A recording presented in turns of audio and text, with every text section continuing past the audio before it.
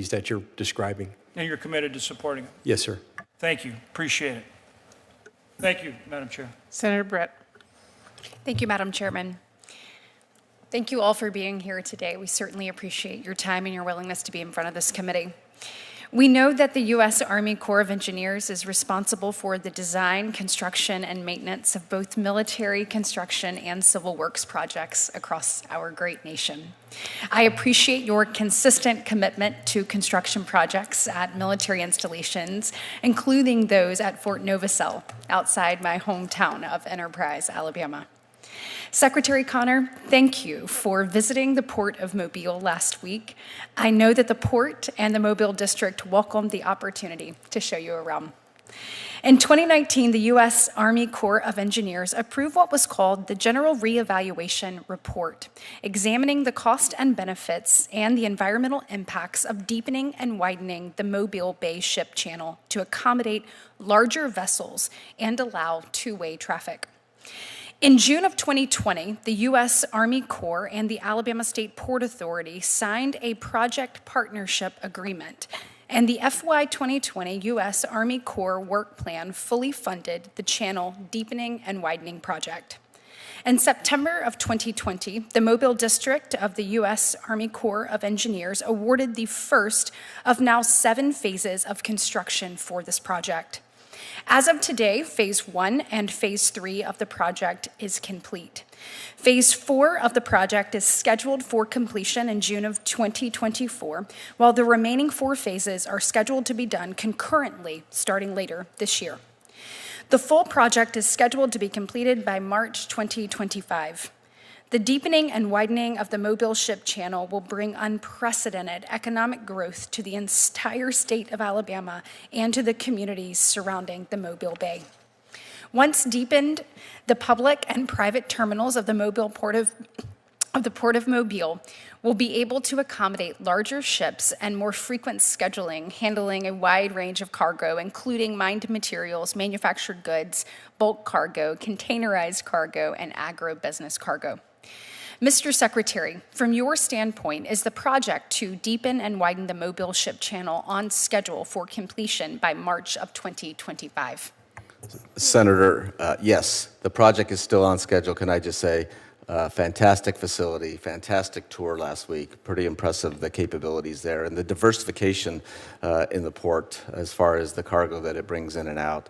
I know there is an issue with utility easements that we're working through with Phase 4, and that's the other thing I just wanted to mention. I think it's a great levels of communication with the port as well with state officials, all helping to work through those utility issues. So I think we need to keep up attention on that to be able to get to ensure that we get the construction activity done. But everything that I learned last week is we're still on progress. Thank you so much, and thank you for your compliments to the great work that's done there. There have been many men and women who've been very intentional about how we could grow and how we could make sure that it was benefiting a multitude of people and places and servicing that community and the surrounding state. So thank you so much for saying that.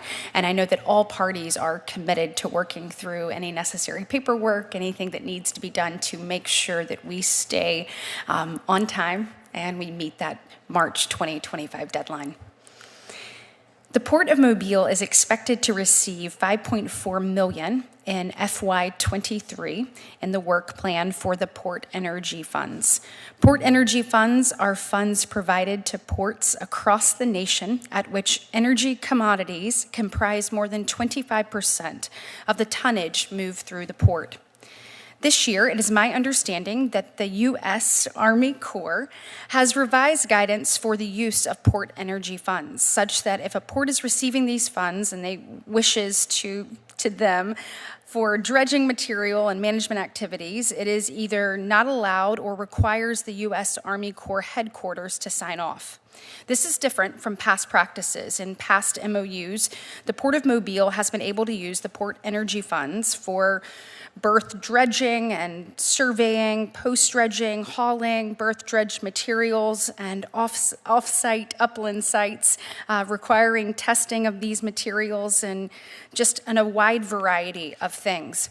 I believe that the U.S. Army Corps should maintain its past practices of allowing energy ports like the Port of Mobile to be able to use their port energy funds to dredge and engage in dredge material management activities, and that this new guidance is overly restrictive to operations and maintenance of the Port of Mobile.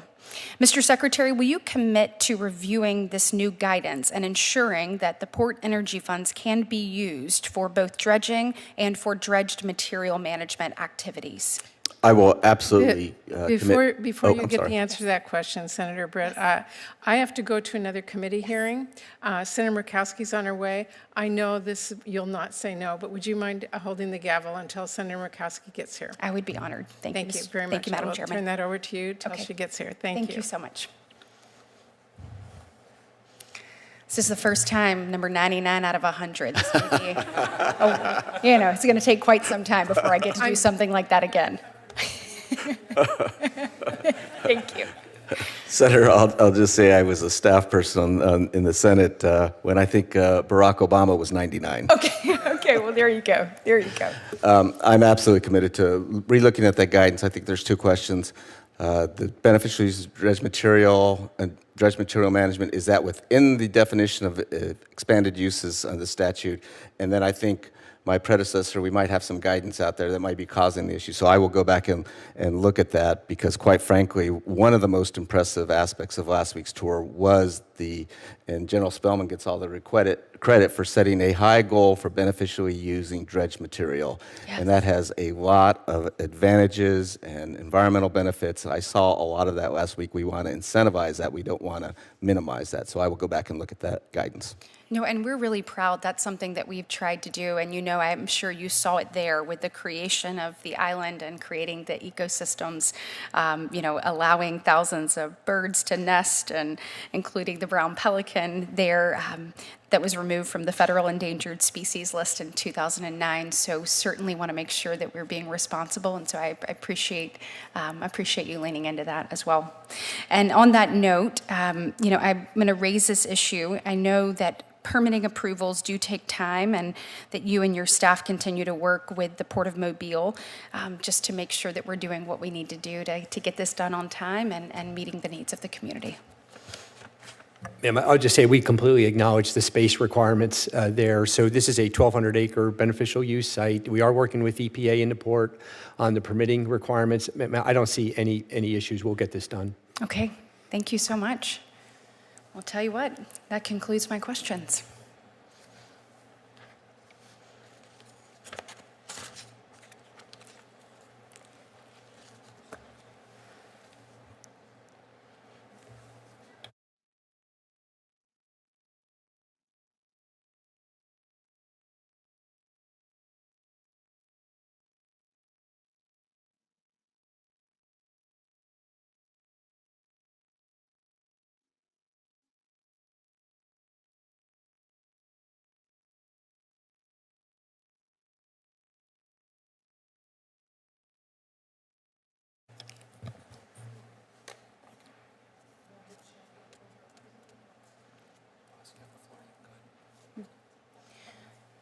General, while we're waiting, and I'm not used to even getting through a portion of my questions, so this is, who knew?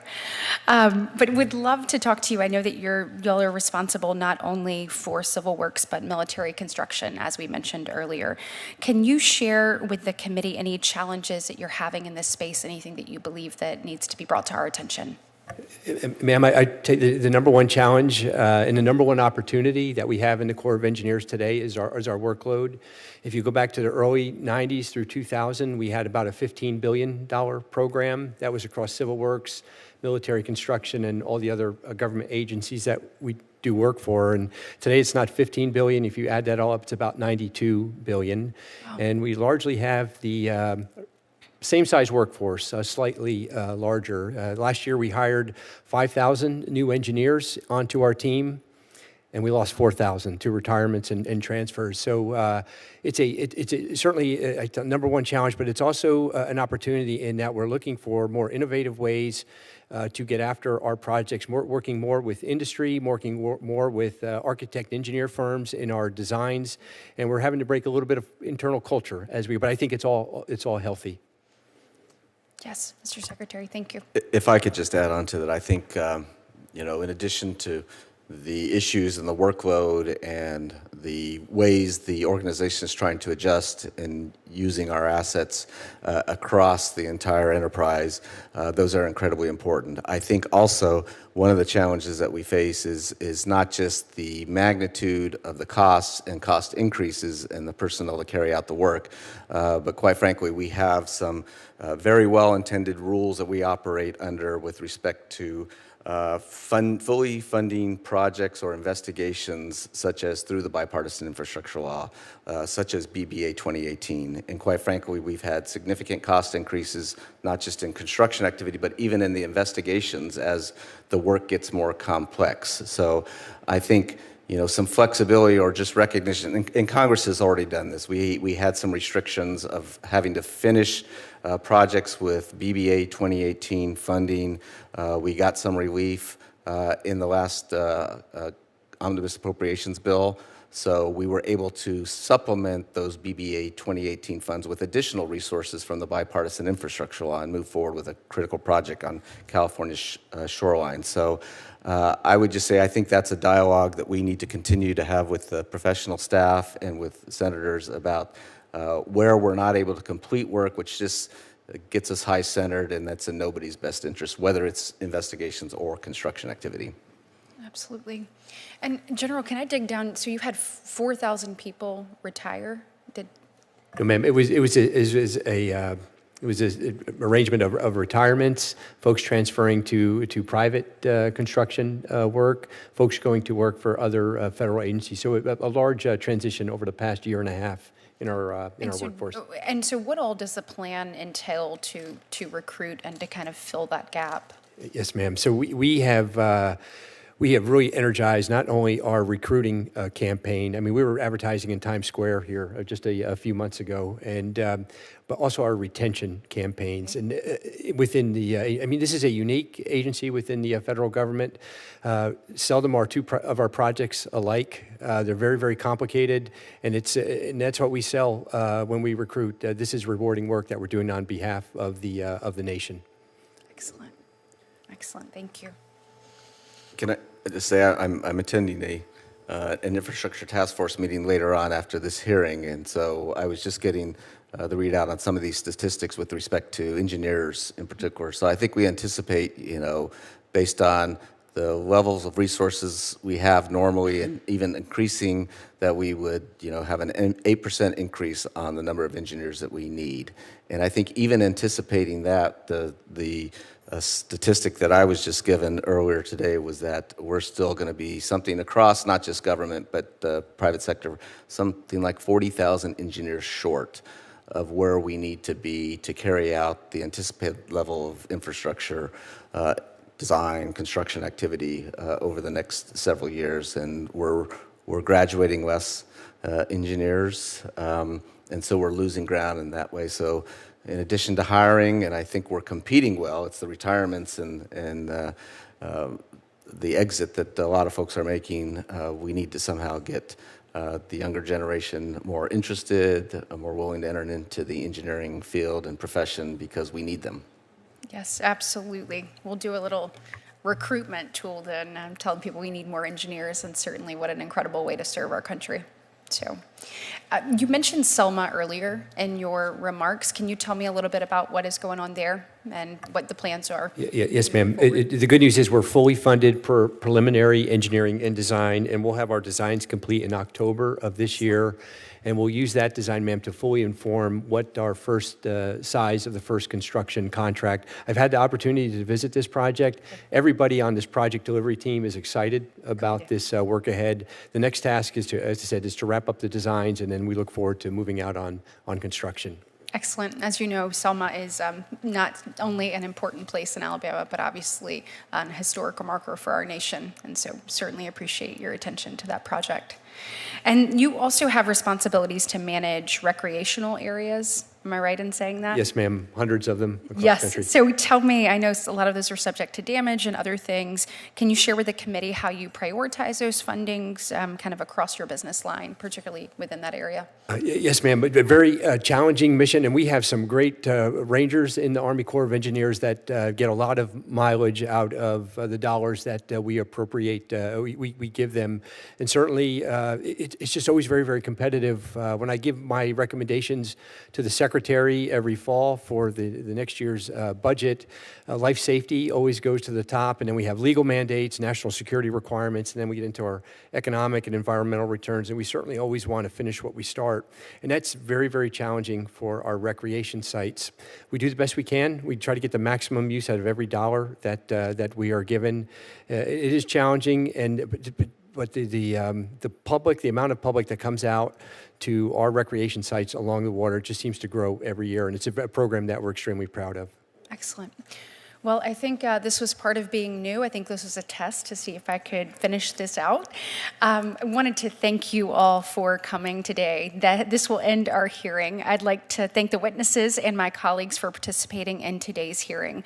I look forward to working together on this year's appropriations bill to ensure that we are providing the Army Corps and the Bureau the resources that they need. I will keep the hearing record open for 1 week. Committee members who would like to submit written questions for the record should do so by 5 p.m. Wednesday, May 3rd. We appreciate the Army Corps and the Bureau responding to them in a reasonable time period. We stand adjourned. Thank you.